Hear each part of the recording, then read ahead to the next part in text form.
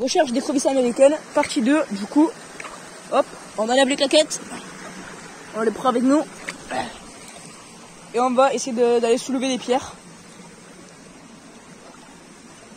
Parce que là je connais un coin, j'en trouvais pas mal, et ce que je faisais avant c'était une erreur, je les relâchais, mais vraiment toutes, et j'en avais trouvé une qui était énorme, un jour. On va poser les claquettes juste là, on va essayer de soulever cette pierre. En essayant de retrouver une écrevisse. Il n'y a rien, on repose. Rien. Ah, il y a ça, mais ça c'est ultra dur à lever. Du coup, je vais pas maintenant. Ah, il y a plein de pierres à soulever là. Que c'est pas mal pour trouver des écrevisses. Bon, je vous reprends après quand j'ai trouvé une bonne pierre. Ce qu'il faut savoir, c'est que les écrevisses, elles restent pas forcément tout le temps dans le courant. Du coup, on essaie de chercher hors du courant. Là, vous avez vu? Regardez. Hop, écrevisse américaine qui a été tuée ici. Il y avait une pince. Je sais pas où elle s'est barrée. Mais en tout cas, il y avait une écrevisse américaine qui est tuée. Une morte. Du coup, c'est bon signe. Des fois, il peut en avoir dedans. Du coup, on va chercher. On va regarder. Tac. Hop.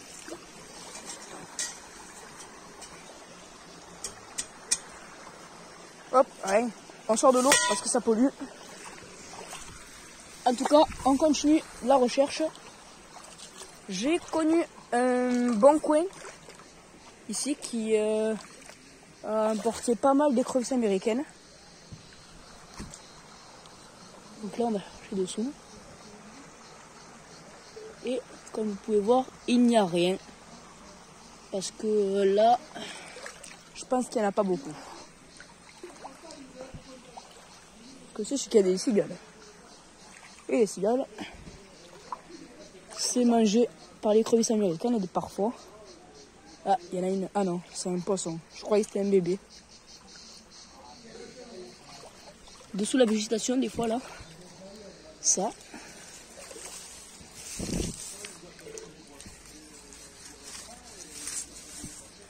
Non, rien.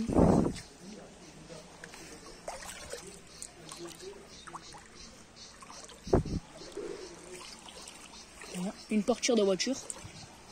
On va la soulever pour voir ce qu'il y a. Parce qu'on n'est jamais sûr. Hein. Là, il n'y a rien. Et la portière. Je pense qu'il y en aura des choses dessous. Ah, il y a moyen qu'il y ait un monstre. Hein.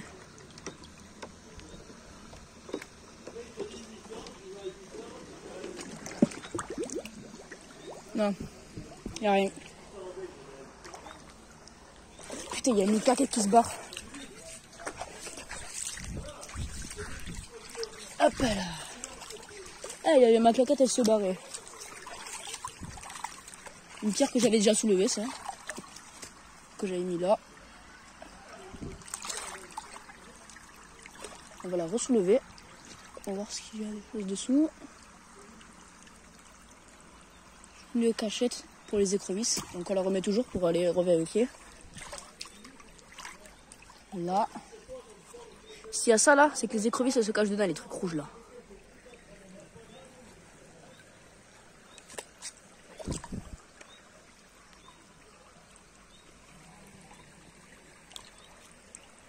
Non. Je croyais que c'en était une, mais en fait c'était juste une pierre qui avait la couleur d'une écrevisse.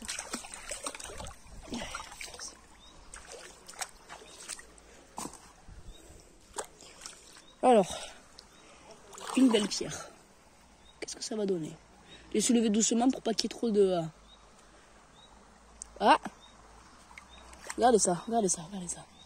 Regardez cette maline. Hop! Ah. Pas une écrevisse américaine. Donc on va la relâcher. Parce qu'elle est toute petite aussi. Je vais récupérer mes claquettes après. Un autre moment. Vous avez vu, donc les écrevisses, il peut y en avoir un peu de partout. On va soulever ça parce que ça c'est bon. D'abord on va soulever un peu toutes les pierres qui sont assez bien. Hop, hop. Petite couleur.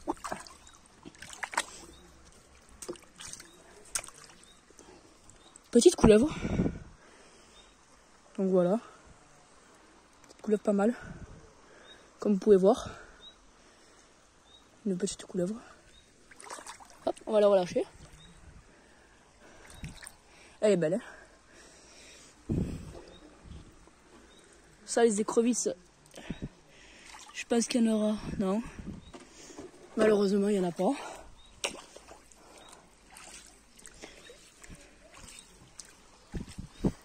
Donc quand vous croisez des petits serpents comme ça, prenez-les par le cou pour pas qu'ils vous mordent.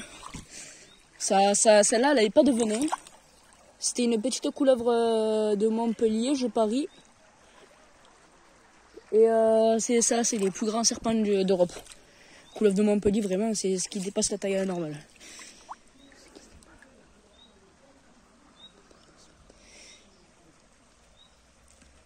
Hop. Ah, j'en ai vu une, je crois, à moins que ce soit des fils juste. J'ai vu des antennes.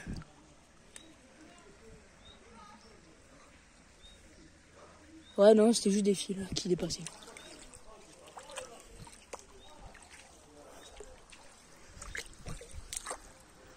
Ah, là, aucune écrevisse qui peut y passer.